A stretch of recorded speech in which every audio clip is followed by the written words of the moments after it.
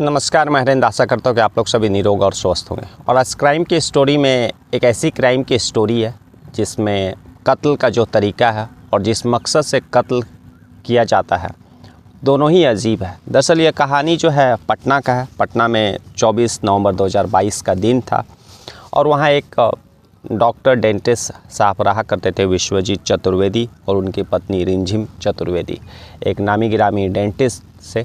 तो वो पटना में भी बैठा करते थे और पटना के बाहर भी दूसरे जगह जो है पेशेंट को देखते थे। तो इसलिए उनका पटना अपना जो एसके पुरी इलाके में रहा करते थे अपने पत्नी के साथ, तो वहाँ आना जाना लगा रहता था। तो कहने का यह तात्पर्य कि जो वह कंटिन्यू लगातार एसके पुरी इलाके में नहीं रहते थे, उनका क्लिनिक जो है वह दूसरे शहर में भी था। तो कई दफ़ा जो है वह दूसरे शहर में भी रहा करते थे, लेकिन एसके पुरी इलाके में उनका घर था। पत्नी रिमझिम चतुर्वेदी के साथ रहा करते थे। रिमझिम चतुर्वेदी जो है एक ब्यूटिशियन थी, उसका एक पार्लर था, तो अपना पार्लर भी चलाती थी। तो मिला जुला के सब चीज़ ठीक चल रहा था। तभी 24 नवंबर 2022 का दिन आता है। डॉक्टर साहब विश्वजीत चतुर्वेदी को पता चलता है कि उनकी जो पत्नी है रिमझिम चतुर्वेदी, उनका फ़ोन नंबर नहीं लग रहा है। कई दफ़ा कोशिश करते फिर भी पता नहीं चलता है। फिर वह दौड़े भागे जो है पटना पहुंचते हैं, और पटना पहुंचते हैं तो पड़ोसियों से और बाकी जान परिचय से, जहां उनका पार्लर था रिमझिम चतुर्वेदी का, वहां पर पता करते हैं तो कुछ पता नहीं चलता है। अगले दिन जो है रिमझिम चतुर्वेदी जो डॉक्टर साहब रहते हैं, वो अपनी पत्नी का गुमशुदगी का रिपोर्ट उसी एसके पुरी थाना में दर्ज कराते हैं, लापता का गुमशुदगी का। पुलिस तफ्तीश शुरू कर दी। तभी पटना के दूसरे इलाके में एक लाश, गुमशुदा लाश का जो है दूसरे थाने में इंफॉर्मेशन आता है। पुलिस जाकर के उस लाश को बरामद करती है।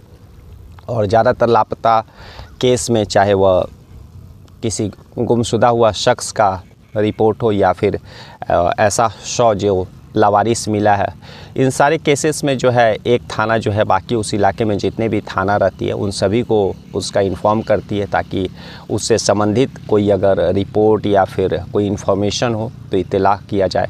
तो ऐसा ही केस बात इसमें भी होता है। जहां पर लावारिस लाश मिली थी, वह थाना बाकी थानों से इन्फॉर्म करती, और इधर जो है विश्वजीत चतुर्वेदी अपनी पत्नी रिमझिम चतुर्वेदी का गुमशुदगी का रिपोर्ट अगले दिन रिपोर्ट जब दर्ज कराते हैं, तो वह थाना भी जो है बाकी थानों से संपर्क करती है। तभी पता चलता है उस लावारिस लाश के बारे में।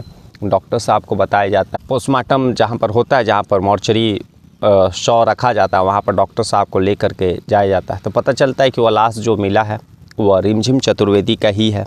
अब पुलिस जो है इस एक गुमशुदगी का रिपोर्ट को कत्ल का केस पे तब्दील करती है, क्योंकि जो लावारिस लाश मिला था उसका पोस्टमार्टम किया गया तो पता चला था कि उसके शरीर पर 2 गोली है और बाकी कुछ जख्म के भी निशान हैं। तो जाहिर सी बात है कि यह एक कत्ल का मामला था।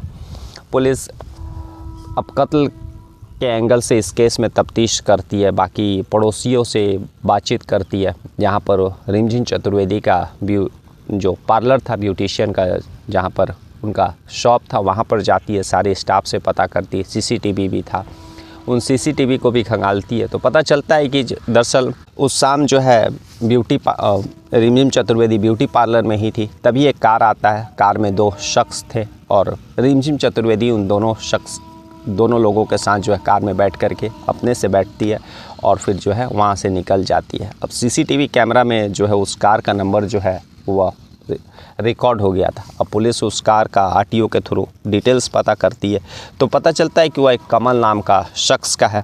और कमल के बारे में पुलिस जब पता करती है तो वह पता चलता है कि वह एक पैथोलॉजी कंपनी में जॉब करता है और कार भी उसी का है। रोहित, एक दूसरा जो शख्स था वह रोहित है। रोहित का जो है कमल चतुर्वेदी से जान पहचान था। रोहित जो है दरअसल वह पटना में रहा करता था और बीएससी केमिस्ट्री वह किया हुआ था, और दवा के मेडिकल के फील्ड में ही वह एमआर मेडिकल रिप्रेजेंटेटिव के तौर पर काम कर रहा था और मुजफ्फरपुर का बेसिकली रहने वाला था।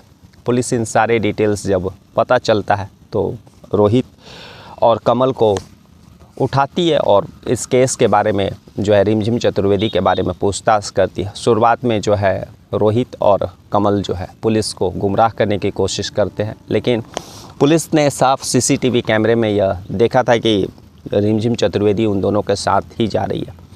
तो शुरुआत में तो पुलिस जो है सारा जानकारी इन लोगों से प्राप्त करती है, लेकिन ये लोग यही बताते हैं कि हम लोग कहीं ज़मीन देखने गए थे और उसके बाद जो है रिमझिम चतुर्वेदी को हम लोग गाड़ी से उतार दिए थे, ड्रॉप कर दिए थे और उसके बाद वह कहाँ गई पता नहीं। उसके बाद पुलिस जो है मोबाइल लोकेशन और बाकी चीज़ें जो रहता है उसके तफ्तीश करती है, तो उससे भी कोई ख़ास पुलिस को जो है जानकारी नहीं मिल पाता है, क्योंकि जो है सभी लोग का जो मोबाइल बंद था।